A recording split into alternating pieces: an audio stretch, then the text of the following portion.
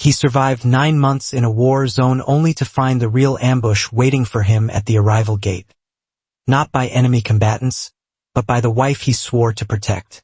There is no sound louder than the click of handcuffs when you're expecting a hug, and no betrayal colder than seeing the woman you love watching your arrest from the comfort of another man's car. If you want to see how a soldier fights a war where the battlefield is his own home, stay with me until the very end. The wheels of the C-17 Globemaster kissed the tarmac with a violent screech, sending a shudder through the massive frame of the aircraft. For Lieutenant Commander Jack Caldwell, that jarring vibration was the sweetest feeling in the world. It meant the ground beneath him was no longer hostile territory. It meant San Diego. It meant home. 9 months, 274 days of breathing in dust, issuing orders, and suppressing the constant, gnawing anxiety that came with leading men into the dark. Jack unbuckled his harness, his movements stiff from the long flight. He ran a hand through his short, salt and pepper hair and checked his reflection in the darkened window. He looked tired, lines etched deeper around his eyes than he remembered, but he was here, alive. "You look like a kid on Christmas morning, Commander," Master Chief Rodriguez teased, hauling his gear bag over one shoulder. Jack chuckled, a low, rusty sound. "Isabella said she's wearing the white dress. The one from our honeymoon. If I walk fast enough, I might just make it home before sunset." "Go get her, sir. You earned it." The ramp lowered, allowing the blinding California sun to flood the cargo hold. The scent of ocean salt and jet fuel hit Jack like a physical blow, filling his lungs. He grabbed his duffel bag and marched down the ramp, his eyes already scanning the designated family area behind the chain-link fence. He saw signs, balloons, weeping wives, and jumping children. But he didn't see Isabella. His smile faltered slightly. He checked his watch. He had sent her the flight details 3 times. Maybe traffic on the I-5 was bad. "Lieutenant Commander Caldwell?" The voice didn't come from a loving wife. It came from a man standing directly at the bottom of the ramp, blocking Jack's path. 2 shore patrol officers flanked a San Diego Police Department officer who stood with his hand resting on his belt. Jack stopped, his combat instincts flaring instantly. The air suddenly felt heavy. "That's me. Is there a problem? Is my wife okay?" The first thought was always her safety. Had there been an accident? "Drop the bag, sir," the SDPD officer ordered, his voice void of emotion. "Excuse me?" Jack's brow furrowed. "I just got back from deployment. If something happened to Isabella..." "Isabella is fine," the officer said, stepping forward. He pulled a pair of handcuffs from his utility belt. The metal glinted in the sun. "Jack Caldwell, you are under arrest for domestic battery, felony stalking, and criminal threats against Isabella Caldwell." The world seemed to stop. The noise of the engines, the reunions happening 50 feet away, it all turned into a muffled buzz. "What are you talking about?" Jack asked, his voice dangerously quiet. "I haven't been in the country for 9 months. I haven't seen her since January. Turn around. Hands behind your back. Now." "This is a mistake," Jack said, looking around, hoping to see someone who made sense. His men were watching now, confusion and shock painting their faces. The humiliation washed over him, hot and prickly. "The court order was signed this morning, sir. Don't make this harder than it needs to be." The officer grabbed Jack's wrist, twisting it with practiced force. Jack didn't resist. He knew better than to fight a cop on a military airfield. But his mind was racing, trying to piece together this impossible puzzle. As he was spun around to be cuffed, his line of sight shifted to the VIP parking area near the hangar exit. A sleek black Range Rover was parked there, engine idling. The window was rolled down. Isabella was there. She wasn't crying. She wasn't rushing to help him. She sat in the passenger seat, wearing oversized sunglasses that hid her eyes, but nothing could hide the set of her jaw. Next to her, in the driver's seat, was a man in a tailored gray suit, Julian, their family friend and lawyer. Julian leaned over and whispered something to her. Isabella didn't look away. She watched as the officer shoved Jack's head down to guide him into the back of the police cruiser. She watched her husband, a man who had just survived a war, being treated like a criminal. And then, just before the cruiser door slammed shut, Jack saw Julian smile. It was a small, predatory thing, sharp enough to cut glass. Jack sat in the cramped back seat, the hard plastic digging into his spine. The realization hit him harder than any bullet ever could. The enemy hadn't been in the desert. The enemy had been waiting for him to come home. The holding cell smelled of industrial bleach and unwashed bodies. A sharp, chemical sting that burned the back of Jack's throat. For 48 hours, that smell was his entire world. He sat on a steel bench bolted to the concrete floor, watching the light shift across the scuffed linoleum as the sun rose and fell outside a narrow, barred window he couldn't reach. He hadn't slept. Every time he closed his eyes, he saw Isabella in the passenger seat of that Range Rover, her face unreadable behind dark glasses. He replayed the moment 1,000 times, searching for a sign of coercion, a hint that she was being forced into this. But the memory only offered the same cold, detached reality. She had watched him fall, and she hadn't flinched. On the morning of the third day, the heavy metal door buzzed and swung open. A deputy, a young man who couldn't look Jack in the eye, called his name. "Caldwell, legal counsel is here." Jack stood up, his joints popping. "My lawyer?" He hadn't called anyone yet. He hadn't wanted his command to see him like this until he understood the charges. "Not yours," the deputy muttered, leading him down a sterile white hallway to a small interview room. Inside, sitting across a scratched metal table, was Julian Vance. The lawyer looked pristine in a charcoal suit that probably cost more than Jack's annual salary. A leather briefcase sat open before him, neat stacks of paper arranged with surgical precision. Julian didn't stand up when Jack entered. He didn't offer a hand. "Sit down, Jack," Julian said.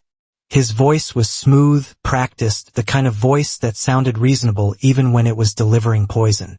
Jack remained standing, gripping the back of the metal chair. "Where is my wife, Julian? Why are you here?" "Isabella is safe. That's all you need to know." Julian slid a thick envelope across the table. "You've been arraigned. You're being released on your own recognizance pending the hearing, primarily because of your service record. But before you walk out that door, you need to understand the new rules of engagement." Jack looked at the envelope but didn't touch it. "Rules? Inside, you'll find a temporary restraining order granted by Judge Holloway this morning," Julian explained, tapping the paper with a manicured finger. "You are to stay 500 yards away from Isabella, her place of employment, and the marital residence at all times. Any attempt to contact her, phone, email, third party, will result in immediate revocation of your bail." "The marital residence?" Jack's voice was low, a rumble in his chest. "That's my house. I built the deck. I paid the mortgage. It's a crime scene now, technically," Julian said, a faint, sympathetic smile touching his lips that didn't reach his eyes. "Given the allegations of your erratic behavior and the threats you made, Isabella doesn't feel safe with you under the same roof." The court agreed. "I never threatened her," Jack said, leaning forward. "I haven't spoken to her in 9 months. Trauma does strange things to memory, Jack. The PTSD. It's a tragedy." Julian sighed, closing his briefcase. "Also, you'll find the divorce petition in there. Irreconcilable differences. We've filed an emergency motion to freeze all marital assets to prevent dissipation. Your joint accounts, the savings, the investment portfolio, they're locked until the preliminary hearing." Jack felt the blood drain from his face. It wasn't just an arrest. It was a demolition. They hadn't just locked him up. They had erased his existence. "So I have no home," Jack said, the realization settling like a stone in his gut. "And no money. You have your Navy paycheck, don't you?" Although, with these charges pending, I imagine your security clearance is currently under review. Julian stood up, buttoning his jacket. Do yourself a favor, Jack. Don't go to the house. Don't drive by. Don't call. If you so much as breathe in her direction, I will have you in Pelican Bay before sunset. Walk away. Julian knocked on the door, and the guard let him out, leaving Jack alone with the stack of papers that defined the end of his life. An hour later, Jack stepped out of the county jail and into the blinding San Diego afternoon. He was still wearing his travel uniform, now wrinkled and smelling of the cell. He reached into his pocket and pulled out his wallet, returned to him in a plastic bag along with his watch and keys. He walked to a vending machine near the bus stop, his stomach twisting with hunger. He swiped his debit card for a bottle of water. Declined. He tried again. Declined. Contact issuer. Jack stared at the small digital screen. He looked at the keys in his hand. Keys to a house he couldn't enter, to a car he couldn't drive. People walked past him on the sidewalk, tourists and locals enjoying the beautiful weather, oblivious to the man standing still in the center of the chaos. He was a decorated officer, a husband, a homeowner. Now, he was just a man on a street corner with nothing but the clothes on his back and a piece of paper telling him he was dangerous. The motel was called the Palms. A cruel joke considering the only vegetation in sight was a cluster of dead weeds pushing through the cracked asphalt of the parking lot. It was situated 3 miles inland, far from the ocean breeze and the multimillion-dollar view Jack had paid for but was now forbidden to see. He had $53 in cash in his wallet. The room cost $45. The night clerk, a man with yellowed eyes and a tremor in his hands, didn't ask for ID. He just took the cash and slid a heavy brass key across the counter. He didn't look at Jack's uniform, or if he did, he didn't care. To the city of San Diego, Jack was just another drifter washing up on the concrete shore. Inside room 104, the air was thick with the smell of stale tobacco and industrial cleaner. Jack sat on the edge of the sagging mattress, staring at the blank television screen. He finally worked up the courage to turn on his phone. It vibrated instantly, a swarm of notifications flooding the screen. He expected missed calls from Isabella, maybe an apology, maybe an explanation. Instead, he found a digital execution. There were emails from his commanding officer notifying him of his immediate administrative leave pending an investigation. There were texts from friends, people he had grilled steaks for, people who had sat in his living room, telling him to get help or worse, telling him to never contact them again. Then he saw it. A notification from a local community news page. Local real estate agent speaks out on domestic violence survival. Jack clicked the link, his finger hovering over the screen. The article didn't name him directly, referring to him only as a high-ranking military officer. But the implication was clear. There was a photo of Isabella, looking fragile and brave, standing next to Julian Vance at a charity gala from months ago. The caption praised her courage for breaking the silence. She was rewriting history.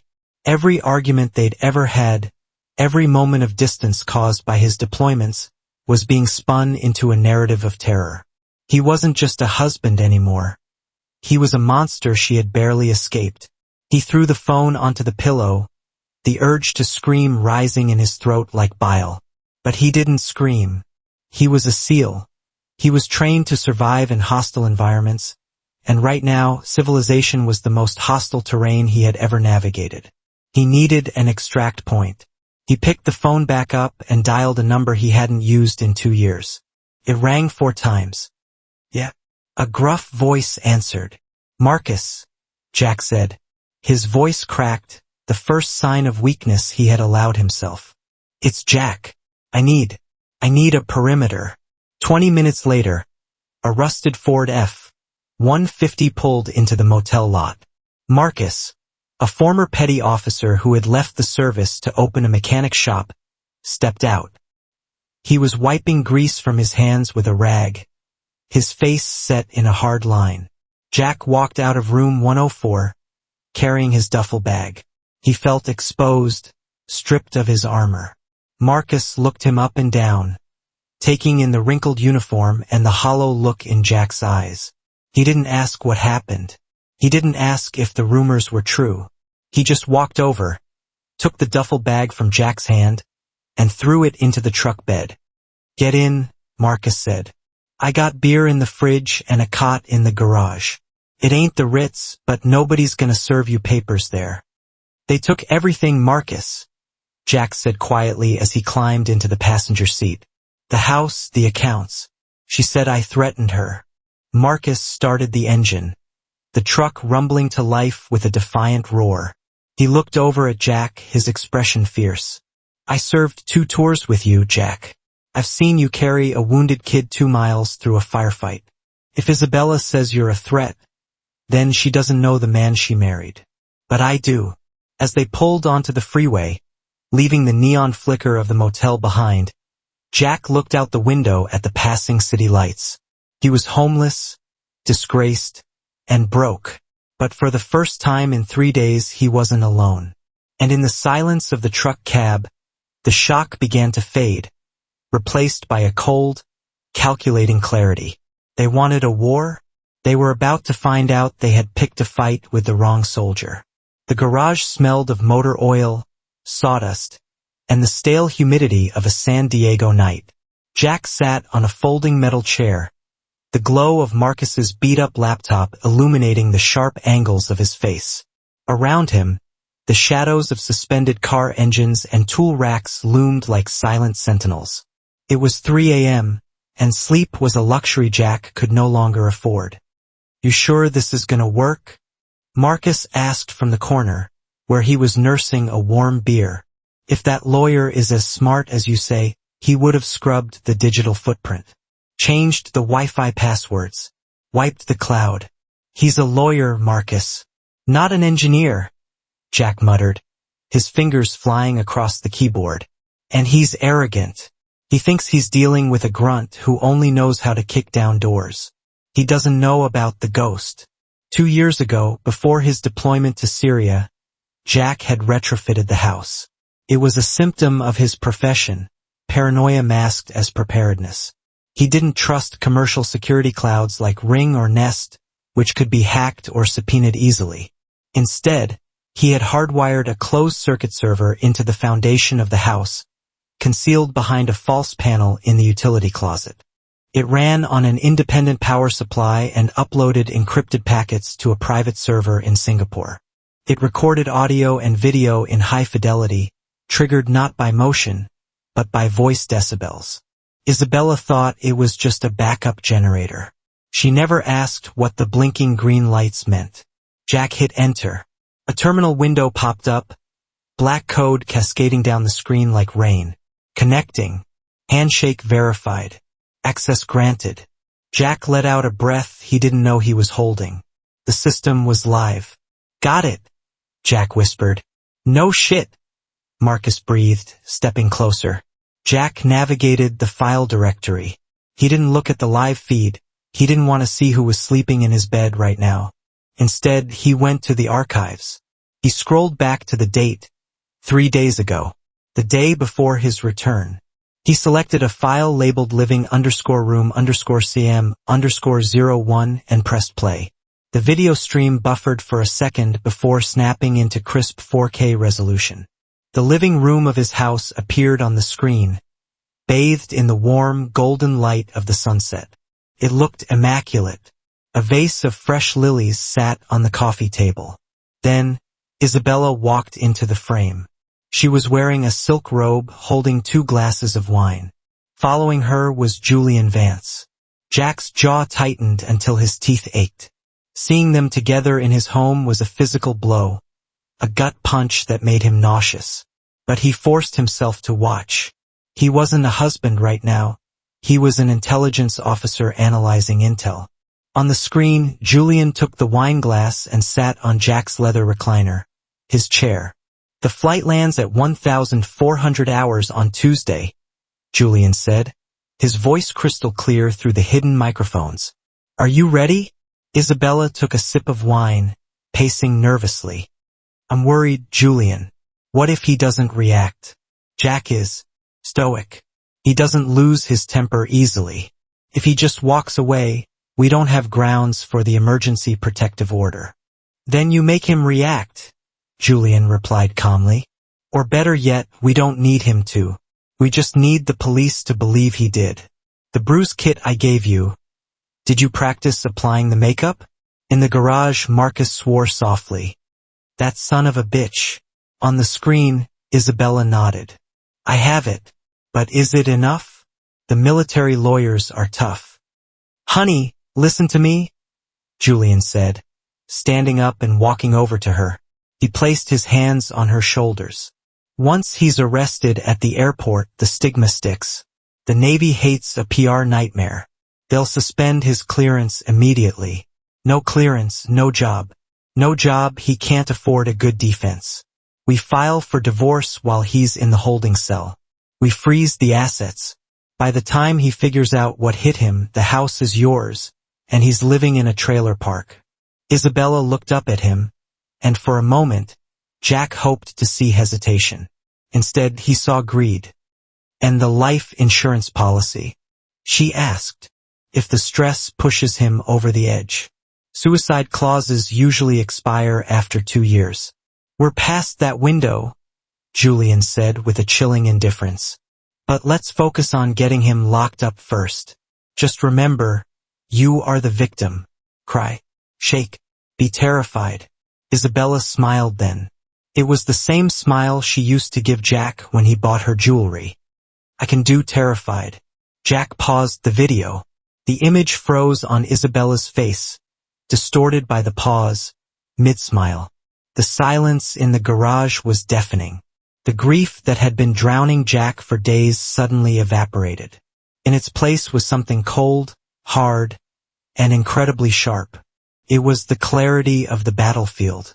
He wasn't fighting for his marriage anymore. That was dead. He was fighting for a kill. You have enough to bury them, Marcus said, his voice grim. We take this to the JAG office tomorrow? Clear your name? Jack stared at the frozen image of his wife and her lover plotting his destruction. He slowly closed the laptop lid, the darkness of the garage returning. No, Jack said. Not yet. If I show this now, they get scared. They lawyer up. They settle. So what do we do? Jack stood up, his eyes adjusting to the dark. They want to play games with the law? Fine. I'm going to let them think they've won. I'm going to let them stand in front of a judge and lie under oath. And when they think I'm dead and buried. He looked at Marcus, a dangerous calm settling over him. I'm going to drop the hammer. The office of the Judge Advocate General Corps at Naval Base San Diego was sterile, air-conditioned to a shiver-inducing temperature, and smelled faintly of floor wax and old coffee. Jack sat opposite Captain Sarah Thorne, a sharp-featured woman with a reputation for being the best defense counsel in the fleet. She had the file spread out in front of her, and her expression was grim. I'm going to be honest with you, Jack, Thorne said, leaning back in her chair. It looks bad. Civilian court is a different animal. They have photos of bruising on her arms. They have a statement from a neighbor who claims they heard shouting, though the date is vague. And you're a SEAL with multiple combat deployments. The unstable warrior narrative writes itself. Jack sat perfectly still, his hands folded on the table. He wore a fresh uniform Marcus had picked up from the cleaners, but he felt like an imposter in his own skin. I didn't touch her, Sarah. I believe you, Thorne said, and she sounded like she meant it. But Julian Vance is a shark. He's pushing for a plea deal on the criminal charges in exchange for a favorable divorce settlement for Isabella. Essentially, if you admit to a misdemeanor disturbance, they'll drop the felony assault. You avoid jail, but you lose your security clearance and likely your commission. And the house? Jack asked calmly. She wants exclusive occupancy immediately. She wants temporary spousal support calculated on your pre-suspension income. She wants full access to the joint savings. Thorne sighed, tapping a pen against the desk. If we fight this now at the preliminary hearing next week, it's going to get ugly. They'll drag your service record through the mud. Jack thought about the laptop hidden in Marcus's garage. He thought about the video of Isabella practicing her fake tears, and Julian coaching her on how to destroy a man's life.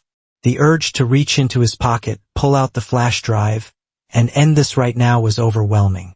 It burned in his gut like a coal. But he remembered Julian's arrogance. Once he's arrested, he can't afford a defense. If Jack showed his hand now, Julian would maneuver. He would claim the recording was an illegal wiretap.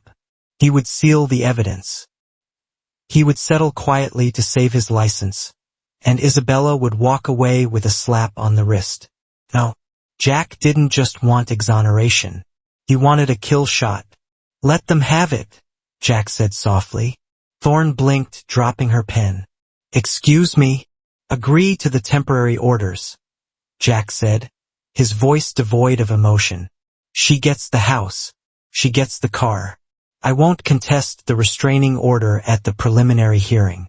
I'll stay away. Jack, are you insane? Thorne leaned forward, her eyes wide.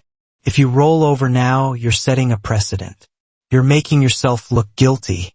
By the time we get to the final divorce trial, you'll be digging out of a 10-foot hole. I know the terrain, Captain, Jack said, meeting her gaze. His eyes were hard, the color of flint. In the field, when you want to draw the enemy out of a fortified position, you don't attack the walls. You feign a retreat. You make them think you're broken, running out of ammo. You wait for them to get sloppy. Thorne studied him for a long moment. She was an officer. She knew how to read men who had seen combat. She saw something in Jack's demeanor that wasn't defeat. It was discipline. You have something, she whispered. It wasn't a question. I have enough, Jack replied enigmatically. But I need them to commit. I need Isabella to stand in front of a judge, under oath, and tell her story. I need Julian to submit those falsified texts into evidence officially. I need them to think I am completely defenseless right up until the moment the gavel is about to fall. Thorne slowly closed the folder. A faint, razor-sharp smile touched her lips. You're playing a dangerous game, Commander. If this backfires, you lose everything. I already lost everything, Sarah, Jack said, standing up and smoothing his uniform. Now I'm just cleaning up the mess. All right? Thorne nodded, pulling a notepad closer. I'll call Vance's office. I'll tell them you're overwhelmed, broke, and looking to minimize the damage. I'll tell them we're accepting the interim terms. Make sure you sound desperate, Jack added as he walked to the door. Jack?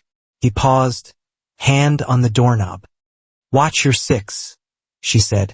Julian Vance doesn't just want to win. He enjoys the hunt. If he senses a trap. He won't, Jack said, opening the door to the blinding white hallway. He's too busy counting my money. As Jack walked out of the JAG office, his phone buzzed. It was a notification from his bank app. Joint account frozen. Then another. Credit score alert. Derogatory mark. He put the phone away and walked into the sunlight. Let them take the money. Let them take the house. They were just renting space in his world until the rent came due. And Jack was going to make sure the eviction was brutal. The neon sign of O'Malley's Tap House flickered with a dying buzz, casting a sickly red glow over the cracked vinyl booths. It was a dive bar 3 blocks from Marcus's garage, the kind of place where the floor was sticky with spilled lager and the patrons drank to forget, not to celebrate. For Jack, it was perfect. It was the only place in San Diego where he felt invisible. He sat in the back corner with Marcus, nursing a lukewarm bottle of domestic beer. The television above the bar was muted, playing highlights of a football game from a week ago. You really think she's going to show up to the hearing?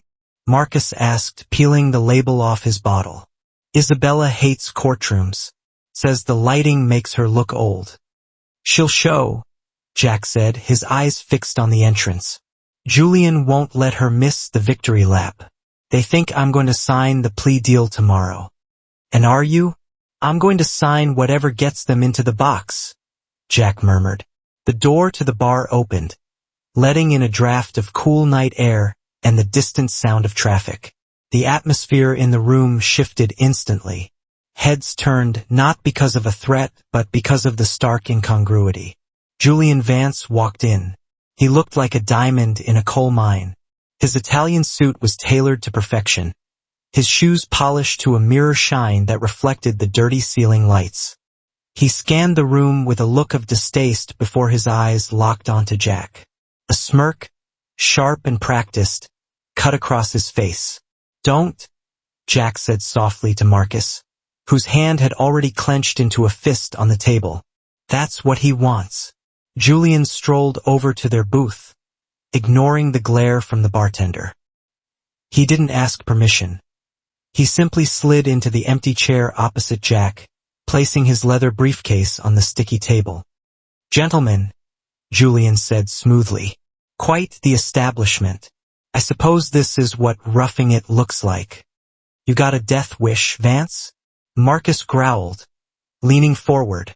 "I have a restraining order, actually," Julian replied without looking at Marcus. His gaze was fixed on Jack. "But I'm here as legal counsel to discuss a settlement offer before tomorrow's hearing. Strictly professional." Jack took a slow sip of his beer. "You could have emailed Julian. I wanted to deliver the good news in person."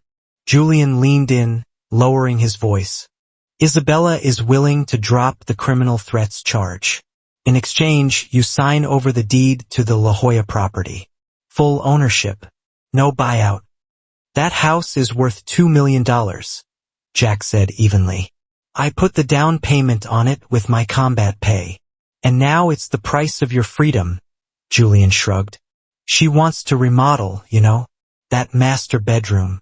She always hated the color. We were thinking of something warmer. Something more romantic." The implication hung in the air, heavy and toxic. Julian wasn't talking about paint. He was talking about sleeping in Jack's bed, erasing Jack's presence from the sanctuary he had built. Jack felt a surge of adrenaline flood his system. It was the same feeling he got before a breach, heart rate spiking, vision narrowing. His hand on the beer bottle tightened. He could visualize it perfectly. The glass shattering against Julian's jaw, the blood, the satisfaction of wiping that arrogant smirk off his face. Julian saw the tension. His eyes widened slightly, anticipating the blow. He wanted it. He needed Jack to swing. One punch and Jack would be in handcuffs, labeled a violent offender forever. The trap was sprung. Jack took a breath. In tactical pause, he looked up, past Julian to the corner of the ceiling. A dusty security camera blinked with a faint red light. Jack's grip on the bottle loosened. He smiled. It was a terrifying expression. Cold, devoid of humor. The smile of a predator who has just realized the prey is limping. "You think you've won, don't you?" Jack asked softly. "I know I have," Julian scoffed, though he shifted uncomfortably in his seat. "You're broken, Jack. You're yesterday's news." Jack leaned forward, invading Julian's personal space. He didn't raise his voice. He dropped it to a whisper that sounded like grinding stones. "Then why are you here, Julian? Winners don't come to dive bars to gloat. Winners go home and celebrate.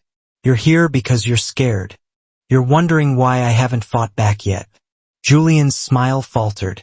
"Remodel the bedroom," Jack said, his eyes boring into Julian's soul. "Make it comfortable. I want you both to be very, very comfortable when the bill comes due." Jack stood up abruptly. Julian flinched, knocking his knee against the table. "Marcus, let's go," Jack said, tossing a few crumpled bills onto the table. "The air in here just got toxic." Jack walked out of the bar without looking back, leaving Julian sitting alone in the red neon glow, the smirk gone, replaced by the first creeping shadow of doubt. San Diego Superior Court, Department 14, was a windowless box of mahogany and fluorescent light, designed to strip human conflict down to billable hours and court orders. The air conditioner hummed with a low, monotonous drone that did little to cool the stifling tension in the room. Jack sat at the defendant's table, his hands resting calmly on the polished wood. To his right, Captain Sarah Thorne arranged her files with the precision of a surgeon preparing for an amputation. Across the aisle, Julian Vance leaned back in his leather chair, radiating the relaxed confidence of a man who had already spent his commission check.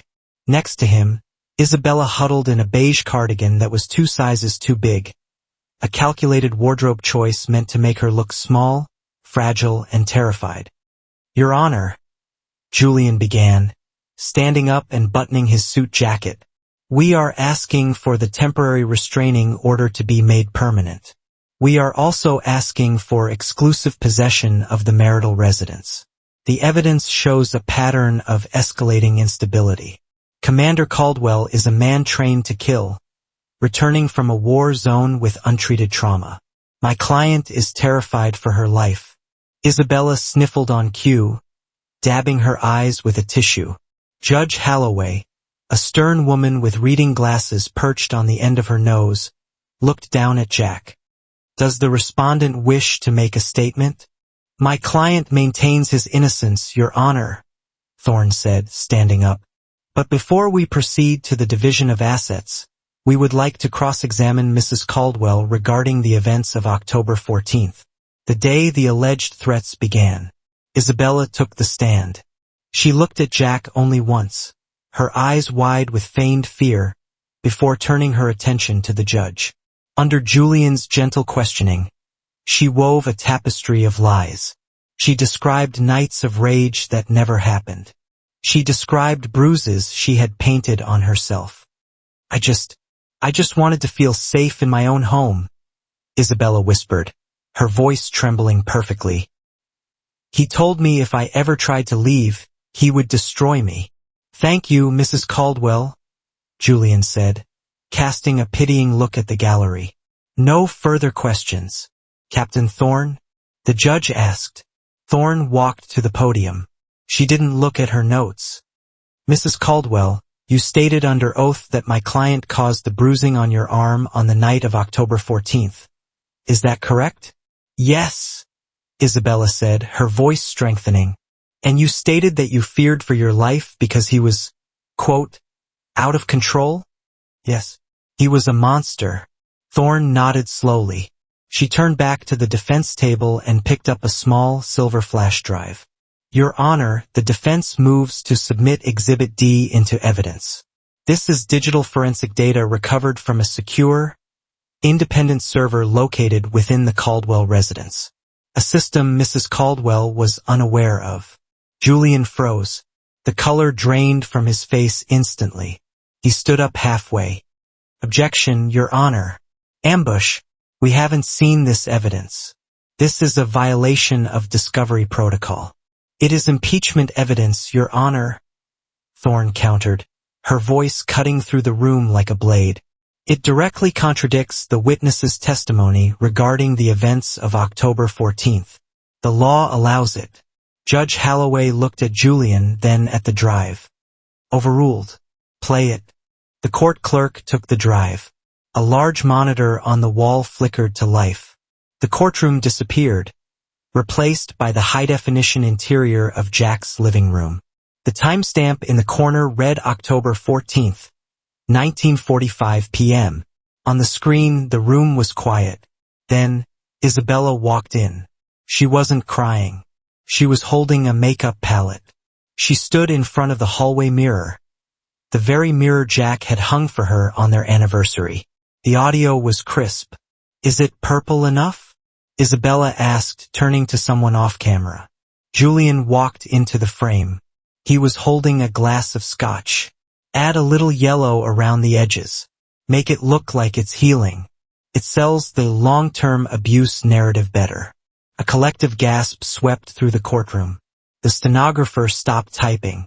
On the screen, Isabella laughed. A cold, hollow sound. She began applying the makeup to her arm.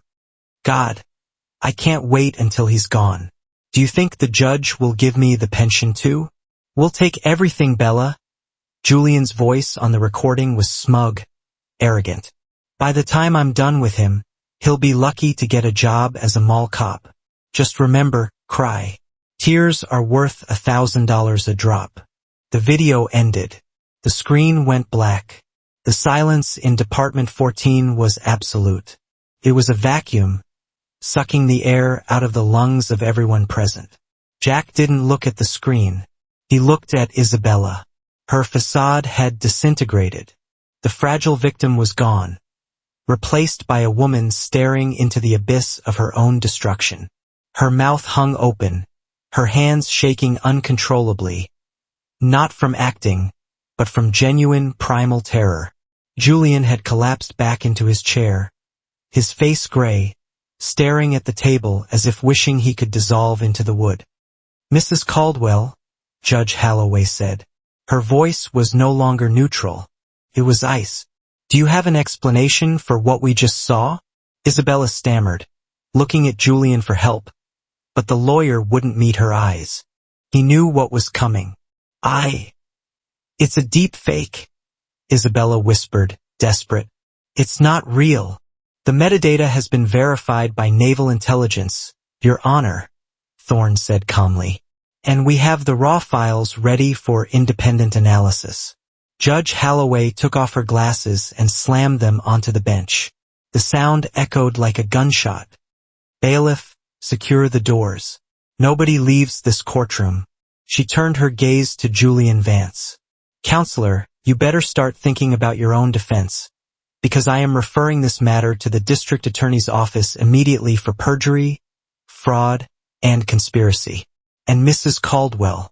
The judge looked at Isabella with unmasked disgust. "You can step down. You're going to be in custody for a while." Jack watched as the bailiff moved towards Isabella. He felt no joy, no rush of victory, just a quiet, heavy finality. The war was over. The enemy was neutralized. But looking at the woman he had once vowed to protect now being handcuffed in a beige cardigan, he realized the cost of the victory. He stood up, buttoned his jacket, and walked out of the courtroom before the first sob escaped her throat. The ocean breeze that swept through the open sliding glass doors of the La Jolla property tasted the same as it always had: salt, kelp, and cold Pacific air. But the house itself felt different. It was no longer a home. It was just a structure of stucco and glass, stripped of its soul. Jack Caldwell stood in the center of the living room. The furniture was gone. The expensive Italian leather sofa, the mahogany dining table, the art pieces Isabella had curated with such pretension, all sold or donated. The walls were bare, leaving behind lighter rectangular patches where pictures had once hung. It had been 3 weeks since the hearing. The fallout had been swift and brutal, a media spectacle that Jack had watched from a distance with disinterested detachment. Julian Vance had been disbarred within days, his firm dissolving under the weight of criminal investigations. He was currently out on bail, facing felony conspiracy charges that would likely see him trading his tailored suits for an orange jumpsuit. Isabella hadn't been so lucky with bail. Deemed a flight risk due to her hidden assets and lack of local ties, since her social circle had evaporated instantly, she remained in custody. Jack had received a letter from her lawyer, a desperate, handwritten note from Isabella begging for a meeting, begging for forgiveness. He hadn't opened it. He had dropped it into a trash can on his way out of the post office, unopened and unread. Jack walked over to the utility closet. The false panel was removed, revealing the empty cavity where the ghost server had once hummed.